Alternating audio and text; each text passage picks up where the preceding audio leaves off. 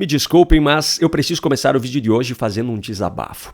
Está cada vez mais difícil manter a esperança de que o Brasil pode um dia dar certo. Nem mesmo um psicopata é capaz de olhar para as coisas que estão acontecendo por aqui e achar que tudo isso faz sentido. Dê uma olhada nessa notícia. Inquérito sobre respiradores volta ao STF e cai nas mãos de Dino. Agora eu vou explicar essa história para você, mas para isso eu recomendo que você esteja sentado. Vamos lá. Durante a pandemia, período que até hoje é utilizado pelos militantes de esquerda como objeto da narrativa de que as mortes que aconteceram no Brasil foram por culpa do governo anterior, um grupo de governadores dos estados do Nordeste tomou uma atitude completamente controversa. Em 2020, o Consórcio Nordeste, um bloco que havia sido criado no ano anterior para ser um instrumento de integração entre os 9 estados da região, pagou 48,7 milhões de reais para uma empresa em um contrato de compra de 300 respiradores. Os problemas, no entanto, começam na própria empresa que recebeu essa quantia, que na verdade era apenas uma intermediária do negócio e não tinha absolutamente nenhum histórico que pudesse lhe dar um mínimo de credibilidade para um contrato como esse. Mesmo assim, o Consórcio Nordeste lhe pagou o valor do contrato de forma adiantada.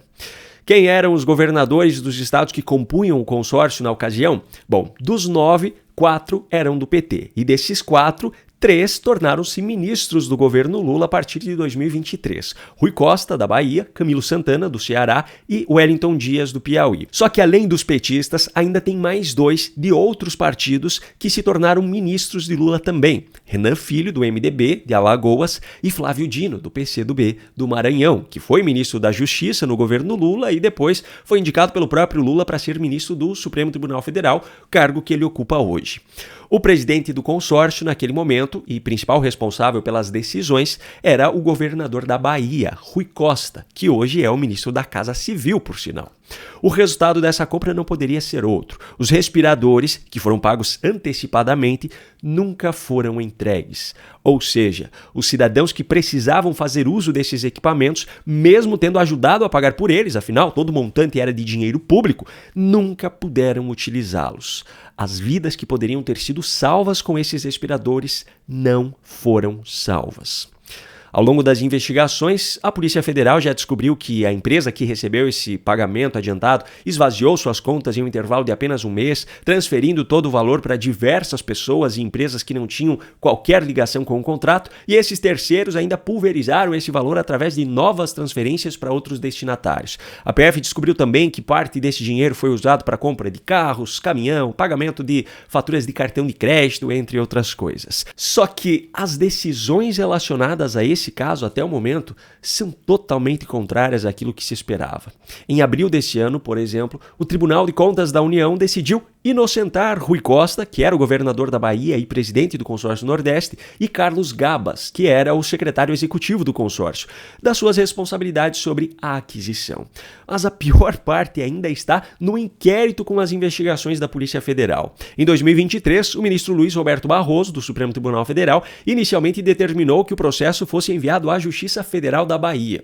Só que, recentemente, neste ano de 2025, os ministros do Supremo Tribunal Federal mudaram o entendimento da Corte sobre o alcance do foro privilegiado. Essa decisão, por sinal, foi o que fez com que, coincidentemente, aquele inquérito contra Gilberto Kassab, presidente do PSD, caísse nas mãos de Alexandre de Moraes novamente, e justamente quando Kassab havia manifestado apoio ao avanço da anistia aos presos do 8 de janeiro no Congresso. Por sinal, agora que a poeira baixou e Kassab deixou de ser do interesse de Moraes, o Procurador-Geral da República pediu o arquivamento deste inquérito. Enfim, por conta dessa mudança de entendimento do STF, a Justiça da Bahia encaminhou o inquérito da compra dos respiradores para o STJ, que é o responsável por julgar governadores. Só que nessa última terça-feira, 27 de maio, o STJ resolveu devolver o processo, que corre até hoje sob sigilo, ao STF. E a relatoria do caso caiu justamente nas mãos de Flávio Dino. Pois é, Flávio Dino era um dos governadores integrantes do Consórcio Nordeste quando o fato ocorreu, foi também, enquanto ministro da Justiça, colega de Rui Costa no governo Lula e agora será o responsável justamente sobre esse caso. Enquanto isso, toda essa turma segue chamando de genocidas os seus opositores. Agora, o caso dos respiradores está longe de ser o único a cair nas mãos mais convenientes dentro do Supremo. As decisões relacionadas à presidência da CBF, por exemplo, passaram a ficar por conta de Gilmar Mendes, que é sócio do IDP, que tem um contrato milionário com a CBF.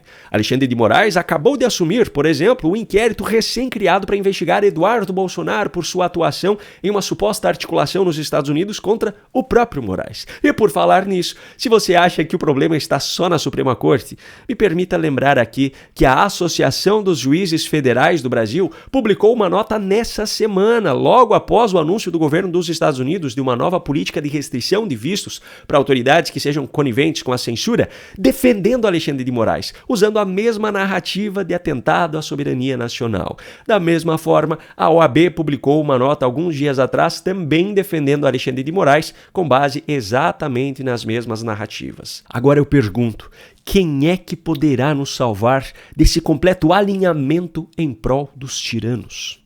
Bom, por falar nisso, o presidente da República deu mais uma série de demonstrações de que, nas mãos dele, a situação piora ainda mais e de forma exponencial. Mas antes de falar sobre isso, eu preciso trazer um recado de uma parceira aqui do canal, a Ludmilla, que vai falar para você sobre uma alternativa de trabalho sério e honesto para fazer uma renda extra na internet. Olha só, eu fiz mais de 3 mil reais em apenas 7 dias. E isso daqui só foi possível porque eu trabalho através de uma nova profissão, que foi através dela que eu larguei o meu emprego no shopping e hoje eu tenho liberdade de trabalhar em casa, ser minha própria chefe, e tudo que eu preciso é do meu celular conectado à internet. E você também pode ter resultados como esses. Isso faz sentido para você? Me chama agora no link da descrição ou do comentário fixado que vai te direcionar para o meu WhatsApp, e lá eu vou te mostrar como começar. Como fazer de 1.000 a 3 mil reais de renda extra aqui na internet? Te espero lá, me chama agora! Agora sim, vamos aos fatos. No início da noite de ontem, em Itajaí, Santa Catarina, Lula fez mais um daqueles discursos que deixa até os mais pessimistas de queixo caído. O primeiro ponto que eu destaco é a sua velha filosofia socialista. E é por isso que eu sempre digo o seguinte: uma nação em que tem pouca gente com muito dinheiro é uma nação pobre. Uma nação que tem muita gente com pouco dinheiro é uma nação rica. Pois é, ele já conseguiu fazer com que o Brasil seja um país onde muita gente tem muito pouco dinheiro. O problema é que isso definitivamente não bate com o verdadeiro conceito de nação rica. Mas esse ainda era só o começo. Aliás, ao longo do discurso inteiro, Lula não conseguiu esconder em nenhum momento o quanto ele estava espumando de ódio contra o seu antecessor. Veja só esses recortes de diferentes momentos da fala dele. Porque a única coisa que foi feita no governo passado foi criar um gabinete do ódio para contar mentira 24 horas por dia durante 4 anos. Que o outro fez dos 4 anos que ele estragou esse país. A única coisa que ele sabia era fazer acusação, contar mentira, provocação e ficar na rede social, que de social não tem nada, é uma rede digital que muitas vezes desinforma mais do que informa. A gente perguntar o que fizeram nesse país, o que ladraram tanto nesse país, que as coisas não aconteceram nesse país. Até acabaram com o Ministério do Trabalho, acabaram com o Ministério da Cultura, acabaram com o Ministério da Igualdade Racial, acabaram com o Ministério do Direito Humanos. É para economizar. Economizar para quem, cara pálida? O que eles fizeram nesse país a não ser gargantear, a não ser mostrar arma, a não ser legalizar a porte de arma, a não ser mostrar metralhadora? Agora, por incrível que pareça, Lula foi sincero em uma das afirmações que fez. Olha só. Porque a desgraça de quem conta a primeira mentira é que passa o tempo permitindo. Olha, quanto a isso, Lula tem lugar de fala. Vamos pegar aqui o exemplo da quebra de protocolo de Janja na China. Inicialmente, um dos ministros de Lula vazou para a imprensa que Janja havia quebrado os protocolos para falar e ainda por cima irritou Xi Jinping com o conteúdo da sua fala.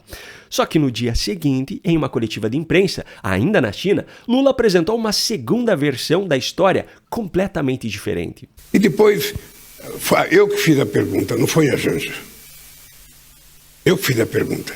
Mas apenas alguns dias depois, Janja, em um evento aqui no Brasil, desmentiu o marido. Em nenhum momento eu calarei a minha voz para falar sobre isso. Em nenhum momento, em nenhuma oportunidade.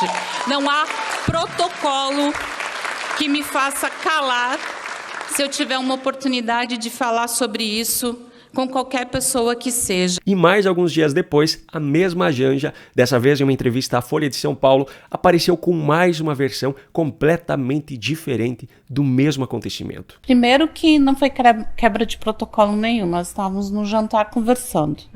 Então, eu não entrei numa sala gritando, não, sabe?